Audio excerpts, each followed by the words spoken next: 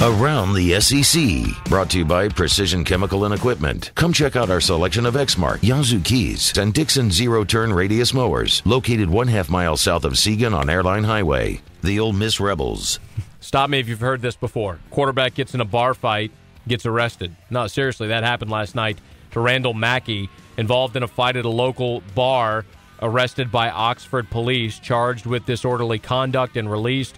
Houston Nutt announced today Mackey will likely be suspended for the season opener against BYU. After a scrimmage over the weekend, all three quarterbacks had positive and negative moments, but Houston Nutt still playing coy about who would ultimately be named the starter. It's entirely possible the Rebels could settle on a rotation once Mackey returns from suspension, but Randall Mackey in a bar fight, arrested and suspended by Houston Nutt. The Auburn Tigers.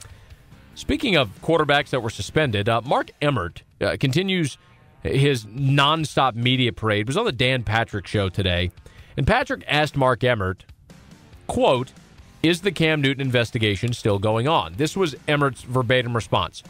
"We don't talk about investigations, but when they're closed, they're closed. They will continue to look at anything they have available in any of these situations until they've reached a conclusion that there's nothing more to discover in any of these cases." Dan Patrick then responded, "I can assume then, since I haven't heard that it's closed, that it's ongoing." Mark Emmert laughed and replied, "You can make your assumptions, that's fine." That would seem to let us believe that the Cam Newton investigation is still very much open. The Georgia Bulldogs. Freshman defensive back Nick Marshall missed 4 practices due to a concussion. He's back full speed at practice. He's also a 4-star basketball prospect who says he still plans to join the Bulldogs basketball team in January. Also, injury notes, junior wide receiver Marlon Brown missed practice Monday. Mark Richt said he tweaked an ankle late in their practice. Nose guard John Jenkins worked on the side, but otherwise did not participate. Tailback Richard Samuel, a lot of people are keeping an eye on him, did get some individual work, but nothing else. Linebacker Ray Drew, who separated his shoulder in a scooter accident, practiced in a non-contact capacity. Bulldogs have now split into scout and varsity. They're preparing for Boise State. The Vanderbilt Commodores. Projected starting offensive guard Jabo Burrow practiced Monday, the first time since collapsing during sprints 10 days ago. Burrow says he will be ready for the season opener against Elon. Meanwhile, Wyoming quarterback transfer Austin Carter-Samuels greeted some of his future teammates, watched practice yesterday. He's expected to join practice once his transfer is approved by the NCAA. He'll have 2 years of eligibility beginning in 2012. The Tennessee Volunteers. Tennessee unofficially closed training camp with a workout early this morning, leaving only tomorrow night's administrative mock game as the only thing between some rest and the start of game preparation for the season opener against Montana. Derek Dooley said, "Real pleased with how we're finishing up, and I know everybody is going to be excited to get to game week." The Alabama Crimson Tide.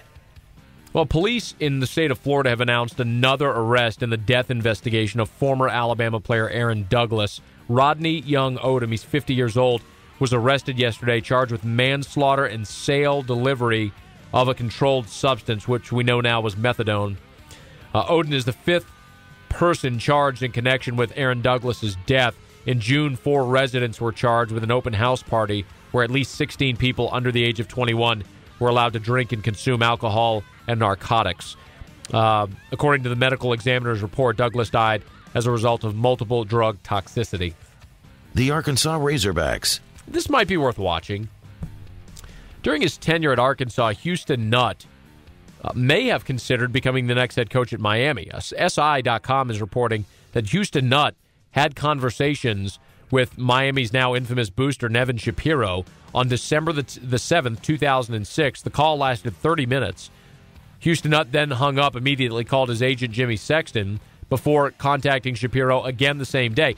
Nothing should come of that contact, merely a phone call, but certainly exemplifies the reach Shapiro had within that Miami program before his fall from grace and Miami's fall from grace. On the diamond up there in Fayetteville, Dane Phillips, who started 111 games at Oklahoma State as their catcher, is transferring to Arkansas.